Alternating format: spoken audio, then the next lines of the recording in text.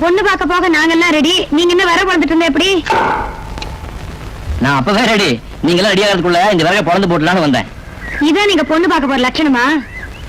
பொண்ணு பார்க்க போகும்போது மாப்பிள்ளையா லட்சணமா வரணும்.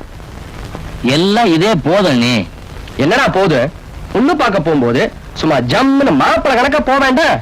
முதல்ல இவனை போய் பார்க்கும் போது எப்படி இருந்தான்னு கேளு. சும்மா சொக்கி போட்டா என்னாட்டா? சும்மா அழகாதீங்க. உண்மையா சொல்றேன், முதல்ல உங்களை பார்த்த போது வண்டிக்காரன் தான் நினைச்சேன்.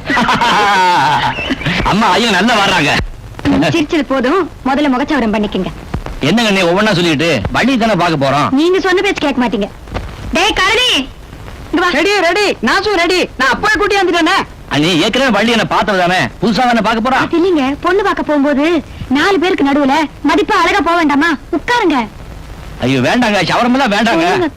என்னங்க புடிச்சு அமுக்கு விடாங்கடா. ஐயோ